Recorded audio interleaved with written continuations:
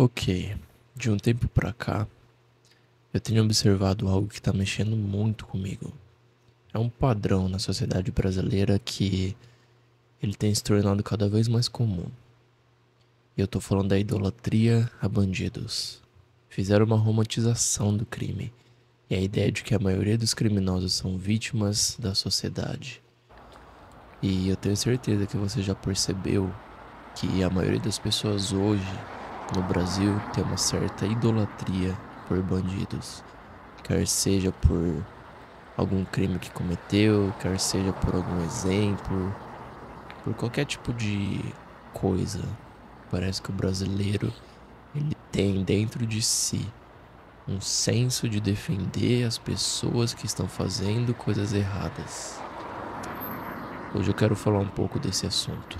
Vem comigo.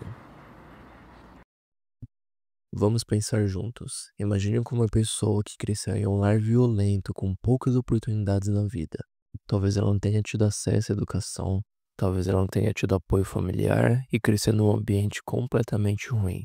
Quando adulta, essa pessoa acaba entrando para o mundo do crime, para compensar aquilo que ela não teve.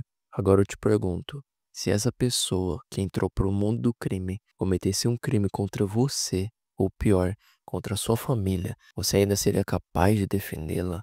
Você ainda diria que ela é apenas uma vítima da sociedade?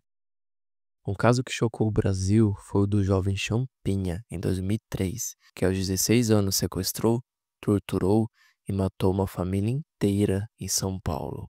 Aqui nós vemos o exemplo de um crime terrível que aconteceu em 2003. Para aqueles que estavam vivos naquela época e que ficaram sabendo desse caso, sabem com detalhes o quão terrível foi esse crime. E eu te pergunto, será que a pessoa que cometeu esse crime, ela é só mais uma vítima da sociedade? Eu creio que não. É fácil falar sobre empatia e justiça social quando estamos distantes da realidade do crime. Mas quando o crime bate à nossa porta, quando ele destrói vidas e deixa famílias inteiras em luto, aí a história muda, né? Será que nesse momento alguém ainda consegue justificar o injustificável? A mídia e a cultura popular têm um papel enorme nisso. Quantas vezes a gente já não viu nos filmes, nas séries, nas músicas, o bandido sendo idolatrado, o criminoso sendo tratado com empatia pela sociedade? Quantas vezes a gente já não viu essas músicas, essa mídia brasileira defendendo em novelas, em filmes, um ato que é tão terrível, que é o crime.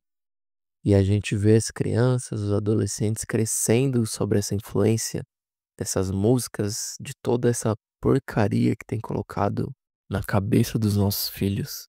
E eles crescem revoltados com a sociedade, querendo fazer justiça, mas da forma errada, querendo cometer crimes, querendo matar pessoas. E isso vem acontecendo cada vez mais. Infelizmente, a gente está crescendo numa sociedade onde o crime é idolatria para a maioria dos adolescentes. E uma vida honesta, uma vida boa, com princípios morais corretos, é taxada como banal, como chata. É, essa é a sociedade que vivemos. Eu não estou dizendo que as condições sociais não influenciam. Claro que elas influenciam. Mas isso não pode ser uma desculpa para o crime. Não podemos normalizar a ideia de que roubar, matar ou destruir a vida dos outros é algo aceitável, independentemente da história por trás de quem cometeu o erro. A sociedade pode falhar sim, mas isso não dá a ninguém o direito de falhar com a sociedade da pior maneira possível. Segundo o Fórum Brasileiro de Segurança Pública, em 2022, o Brasil registrou mais de 40 mil homicídios. Muitos desses crimes foram cometidos por jovens entre 15 e 29 anos, muitos deles em situações de vulnerabilidade social. Mas, novamente, isso não justifica o crime. Precisamos olhar para as causas, mas também para as consequências. E quanto a gente fala das causas e justificativas, não podemos esquecer das vítimas. Cada crime deixa um rastro de dor que vai muito além da pessoa diretamente afetada. Famílias são destruídas, comunidades inteiras vivem com medo e o trauma fica marcado para sempre. Um caso que me marcou profundamente foi o de Eloá, uma jovem de 15 anos que foi mantida refém por um ex-namorado em 2008. Quem não se lembra desse caso?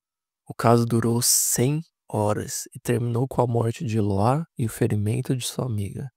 O criminoso Lindenberg Alves era um jovem que também tinha uma história de vida difícil, mas isso não diminuiu a dor da família de Loa, que perdeu uma filha de forma tão brutal. A pergunta que fica é: até que ponto podemos justificar o injustificável?